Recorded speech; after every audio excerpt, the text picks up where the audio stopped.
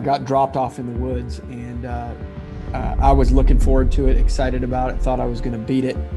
Really knew I was going to beat it, and it was amazing for me mentally. It was a great challenge. I was excited to do it. So the bet was $5,000 if I could last 48 hours in the woods by myself, no food, no fuel, and only 10 tools. I got to pick what I wanted to take with me. The woods of South Georgia in the middle of the fall. I'm not sure that I would do it again, but it was something that I looked forward to and tried to prepare for. There's no doubt in my mind that I was going to make it and win the money. So as I was building the shelter, I had been thinking all along about my biggest fears. It's dentists, snakes, and spiders. During the process of building my shelter, I came into like 3 inches of what in my mind was probably a tarantula. I came pretty close to my face with it, but we're working on avoiding it altogether.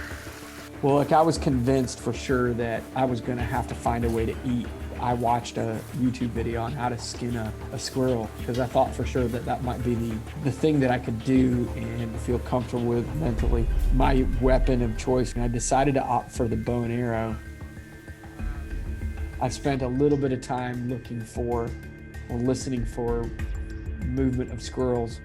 I never saw one.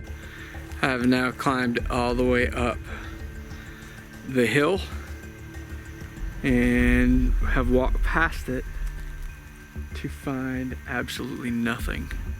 Oh, you hear that? Maybe I can get my bow and arrow out. That sounds like dinner.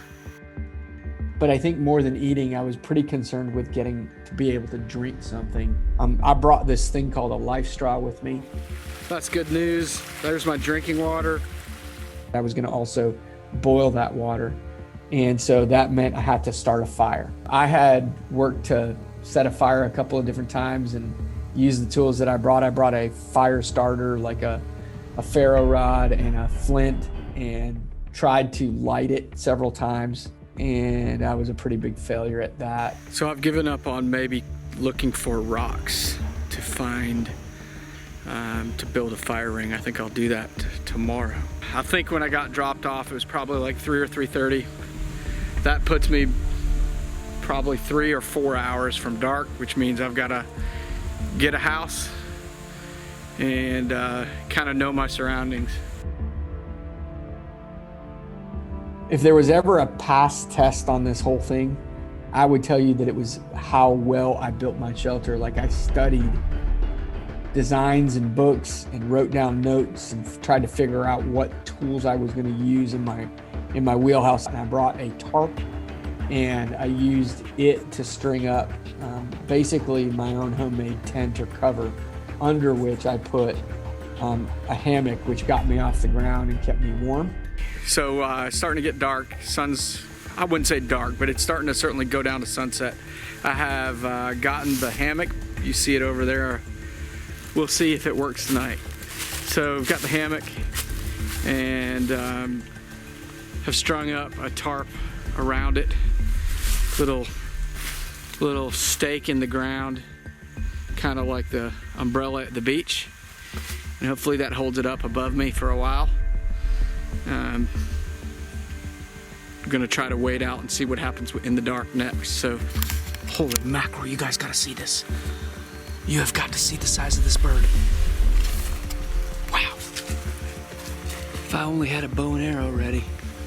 Guys, look at that, look at that, look at that. So as I'm sitting out there in the dark, it almost feels like all the noises you hear get louder and louder. I'm starting to hear little noises here and there. There were definitely noises near me. Every rustle of leaf, you think a kidnapper's coming around the corner, or a bear, or a wolf, or a whatever. I don't know. I'm starting to feel like this is crazy. And yet I never could see anything. Like I never saw a squirrel. Oh, hear that? I probably created in my mind a time or two where I even probably heard some howling like coyotes.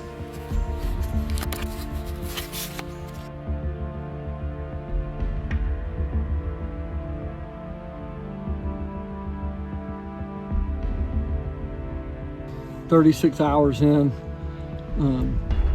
I saved you. Would you have made it with no food? I mean, the food and water for the next day? No, or the dark. It's cold.